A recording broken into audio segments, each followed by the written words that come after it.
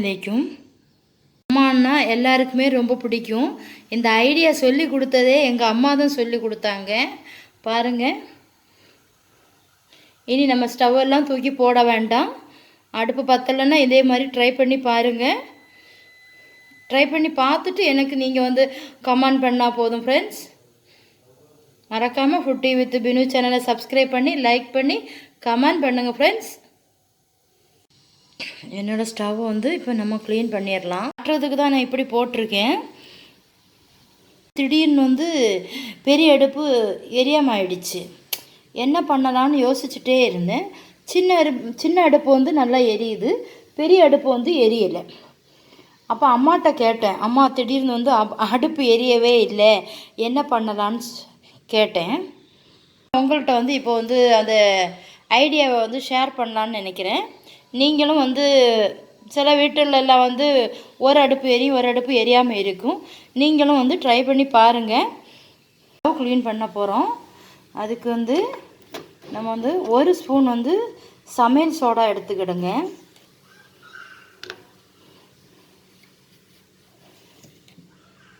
ஒன்றரை ஸ்பூன் போட்டுக்கிடுங்க.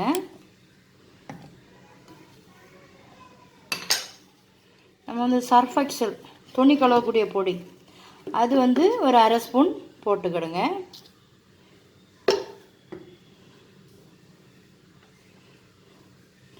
நம்ம சமையலுக்கெல்லாம் பண்ணோம்ல உப்பு, அது வந்து ஒரு அரை ஸ்பூன் எடுத்துக்கிடுங்க.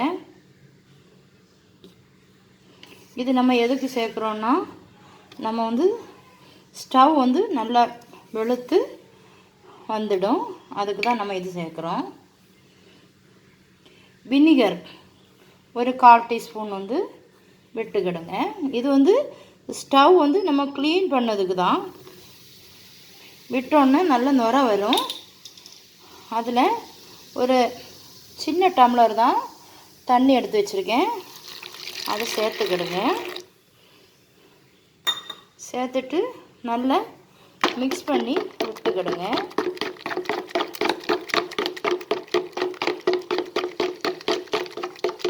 என்னோடய ஸ்டவ் வந்து குறைஞ்ச ஸ்டவ் தான், நல்ல பழையதும் ஆகலை, வாங்கி ஒரு 4 வருஷம்தான் இருக்கும்.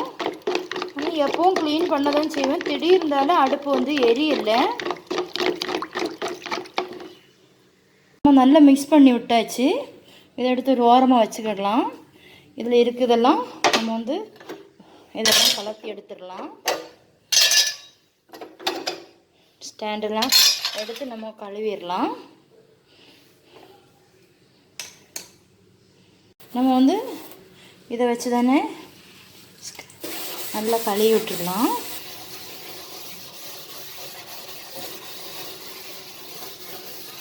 நல்லா வந்து வெளுத்துரும். இதை வச்சாச்சுன்னா இந்த உப்பு சோடா, நம்ம வந்து துணிகளுடைய சர்ஃப் பொடி எல்லாம் போட்டு நீங்கள் வந்து க்ளீன் பண்ணி பாருங்கள். எண்ணெய் பீஸரெல்லாம் வந்து டக்கு டக்குன்னு வந்து போயிடும், உப்பு போட்டு கழுவிட்டோம்னா.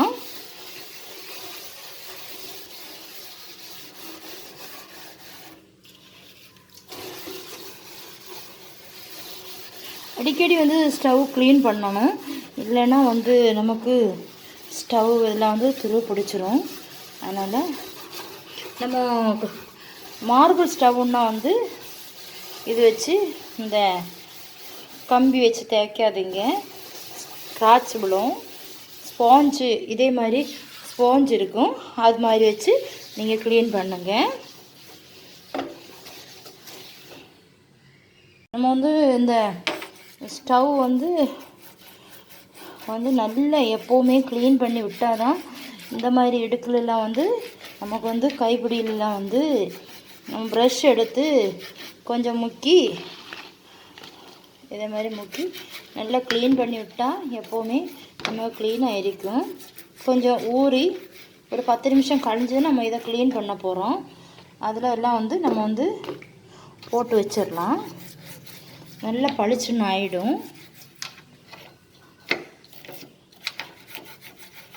உங்களுக்கு பார்த்தாலே தெரியும் நல்ல அழுக்காக இருக்குது. உங்களுக்கு காமிக்கிறதுக்கு தான் நான் இப்படி போட்டிருந்தேன்.